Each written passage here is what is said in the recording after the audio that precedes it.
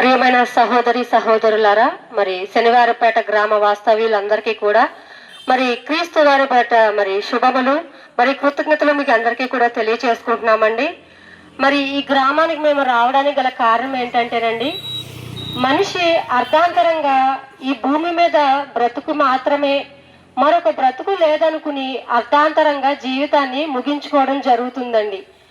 మనిషి ఈ భూమి మీదకి వచ్చాడు.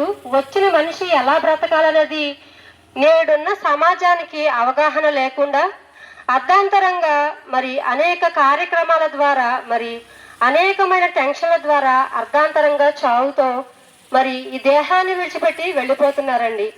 మనిషి ఈ దేహాన్ని విడిచిపెట్టి వెళ్ళిపోయిన తరువాత మరి ఆత్మకు ప్రయాణం ఉందని, ఆ ఆత్మ ఎక్కడికి వెళుతుందని నేడున్న సమాజానికి అవగాహన లేదండి. మరి 2000 సంవత్సరాల క్రితం అండి మరి మన రక్షకుడైన యేసుక్రీస్తు వారు ఈ భూమి మీదకు వచ్చి సమస్త మానవాళి కొరకు మరి తన ప్రాణాన్ని పెట్టి మరి ఈ లోకాన్ని మరి చనిపోయిన తర్వాత మరి 3 రోజుల తర్వాత తిరిగి లేచి తండ్రి దగ్గరికి చేరుకున్నారండి. అలాగే ఈ భూమి మీదకి వచ్చిన మనిషికి కూడా ఈ ఆత్మకు కూడా ప్రయాణం ఉందని, మరలా దేవుని దగ్గర నుంచి వచ్చిన ఆత్మ దేవుని దగ్గరికే వెళ్ళాలని మరి ప్రభువైన యేసుక్రీస్తు వారు వచ్చి ఈ లోకానికి చెప్పారండి.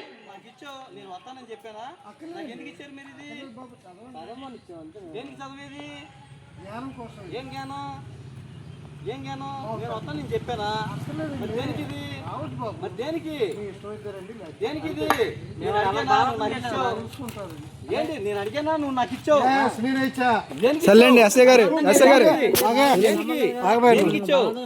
పిలిచారా?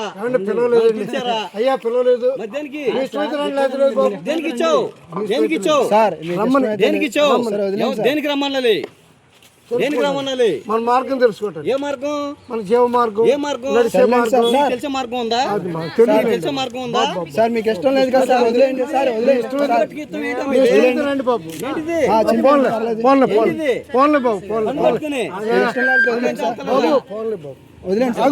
ఫోన్లేండి వెళ్ళిపోండి వెళ్ళిపోండి రెండు వచ్చేయండి అసలు వెళ్ళిపోండి. పండుగ చేతికి ఇచ్చి రమ్మని అంటారు.